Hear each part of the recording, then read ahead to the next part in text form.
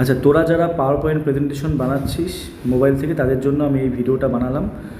দেখি তোদের একটু যদি হেল্প হয়, তার জন্য এটা আমি চেষ্টা করছি।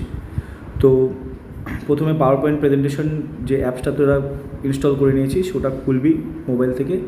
দেন একদম টপ রাইট কর্নারে গিয়ে এখানে প্লাস সাইন যেটা আছে সেটার মধ্যে টাচ করবি। তো এরকম তোর পাওয়ার পয়েন্টের যে স্লাইডগুলোর যে ডিজাইন আছে সেগুলো সব তুই এখানে দেখতে পারবি। তোর যে ডিজাইনটা ভালো লাগে সেই ডিজাইনটা তুই সিলেক্ট করে নিবি। ধরে নিচ্ছি আমি আমার এই ডিজাইনটা আমার একটু পছন্দ হয়েছে, এই ডিজাইনটা আমি খুলে দিলাম।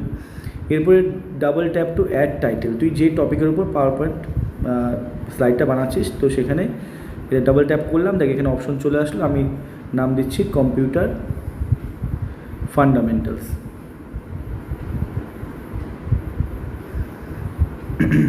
কম্পিউটার ফান্ডামেন্টালস আমি নাম দিলাম।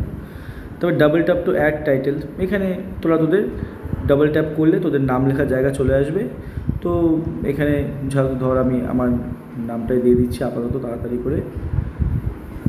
তো সেখানে দিয়ে দিলাম, জাস্ট হলো। এরপরে এটাকে আমি এখন এটা একটা স্লাইড আমার তৈরি হয়ে গেছে। আমি এরকম এই জায়গাটায় ক্লিক করছি, তো আমার হয়ে গেল এটা। এবার নেক্সট স্লাইডে যাব। তো নেক্সট স্লাইডে যাওয়ার উপায়টা হচ্ছে আমাকে এখান থেকে এই যে দেখতে পাচ্ছি এখানে পাশে প্লাস চিহ্ন, এখানে আমি টাচ করলাম, তো আমার 2 নম্বর স্লাইড এখানে চলে আসলো। এবার 2 নম্বর স্লাইডে আমি কি টপিকের উপর লিখছি সেটা আমাকে এখান থেকে এবার এখানে লিখতে হবে। তো সেই 2 নম্বর স্লাইডটা লেখার জন্য আমি এবার ইন্টারনেট থেকে আগের থেকে গুগল থেকে কিছু পেজ আমি বার করে রাখছি, সেটাকে আমি নিয়ে নিচ্ছি। যে ধর আমি একটা ওয়েবসাইট থেকে বার করে রেখেছি, তো হোয়াট ইজ এ কম্পিউটার। তো আমি সেই ব্যাপারে আমি লিখবো। তো আমি জাস্ট তোদেরকে কিন্তু এটা বোঝানোর জন্য, হ্যাঁ। তো আমি এখান থেকে এরকমভাবে সিলেক্ট করলাম, কপি করলাম, দেন তারপরে আমি সোজাসুজি এখানে চলে গেলাম, গিয়ে এখানে গিয়ে ক্লিক করাই আছে, জাস্ট আমি এটাকে পেস্ট করে দিচ্ছি। ঠিক আছে, সব মোবাইলে কিন্তু একই রকম অপশন নাও থাকতে পারে, তবে মোটামুটি এরকমই থাকবে। এখন কোম্পানি ওয়াইজ তো কিছু কিছু অপশন ফিচার সেম থাকে না, ভ্যারি করে। তো সেটা দেখে নিবি সবাই যার যেটা আছে, তবে এরকমভাবেই কাজ হবে। এবার হোয়াট ইজ এ কম্পিউটার, এবার এই টপিকটা আমি এই হোয়াট ইজ এ কম্পিউটারের ব্যাপারে আমি এখান থেকে এই যে আমি এরকমভাবে সিলেক্ট করে নিয়ে আসলাম, সিলেক্ট করলাম, এইটুকু পর্যন্ত সিলেক্ট করলাম, কপি করলাম, দেন এখানে গেলাম, এখানে গিয়ে আমি এটা বসিয়ে দিলাম। এই টপিকটা আমার হোয়াট ইজ এ কম্পিউটার সম্বন্ধে এখানে লেখা হয়ে গেল। দেন তারপরে এই ব্যাপারটাও, এই টপিকটাও যদি আমি এখানে দিতে চাই তাহলে এগুলোকেও আমি সিলেক্ট করে নিচ্ছি। ঠিক আছে, কপি, এখানে গিয়ে পেস্ট। ঠিক আছে, এভাবে আমি যেটা আমার যে জায়গাটা আমার দরকার নেই সেটাকে আমি কেটে দিচ্ছি। ঠিক আছে, এভাবে দেখতে পাচ্ছি, বাস হয়ে গেল আমার আরেকটা স্লাইড কমপ্লিট। দেখ আমি দেখতে পাচ্ছি 2টো স্লাইড। এবার এখানে আমি হোয়াট ইজ এ কম্পিউটার সেই কম্পিউটারের ব্যাপারে আমি বললাম। তারপরে আছে আমি এখানে আর কী দেবো, তারপরে আমি এখান থেকে আরও ইভলিউশন অফ কম্পিউটার, ধর এই টপিকটা আমি নেক্সট স্লাইডে দেবো। আচ্ছা, আগে স্লাইডটা নিয়ে নিই আমি। তো স্লাইড নেওয়ার উপায়, এই যে পাশে একদম ডান দিকে নিচে এখানে প্লাস, ক্লিক করলাম, চলে আসলো। Double tap to add title, ফটাফট ডাবল ট্যাপ করলাম, এখানে গেলাম, ইভলিউশন অফ কম্পিউটারকে এইভাবে কপি, দেন পেস্ট, দেন আবার এখান থেকে ডবল ট্যাপ টু টেক্সট। এবার ইভলিউশন অফ কম্পিউটারের ব্যাপারে আমি এখান থেকে সিলেক্ট করলাম, দেন এটাকে কপি করলাম, দেন কপি, দেন পেস্ট হলো। এইভাবে কপি পেস্ট করে কাজটা করতে হবে।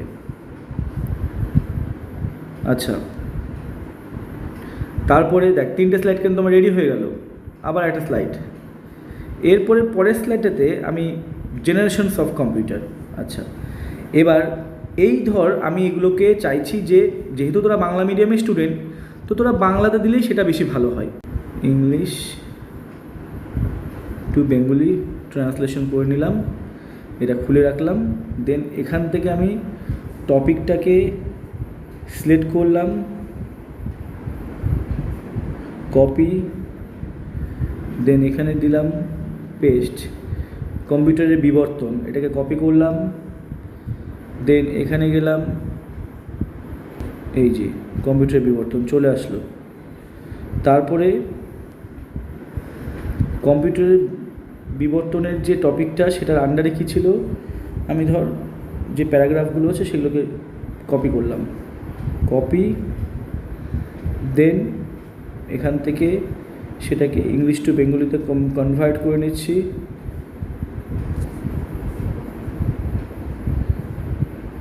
দেন কপি,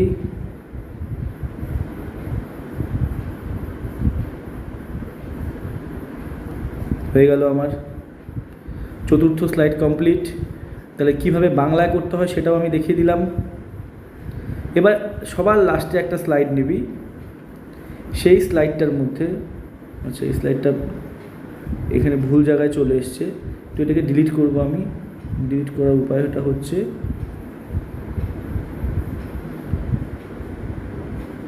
ডিলিট লাস্টে নিতে হবে, হ্যাঁ। তারপরে সবার লাস্টের স্লাইডটায় কী করবি তোরা, জাস্ট শুধু এখানে এটাকে একটু মিডিলে নিয়ে আসবে, এরকম ড্র্যাগ করে নামানো যায়, ডবল ট্যাপ করলি জাস্ট লিখে দিবি থ্যাংক ইউ, আর কিছু করার দরকার নেই। আর এইটার দরকার নেই, এইটাকে তোরা ডিলিট করে দিবি, এইটার দরকার নেই, শুধু এই একটাই থাকবে। আর এটাকে মিডিলে করার নিয়মটা হচ্ছে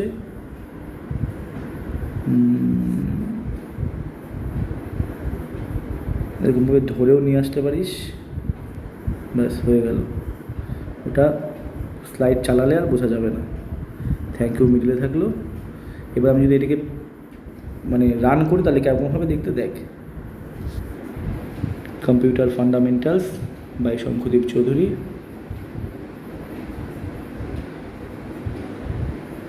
আচ্ছা এখানে আমাকে টাচ করতে হবে, আমি টাচ করছি প্রতিটা ট্যাবের উপরে, তাহলে আমার কাজটা হবে।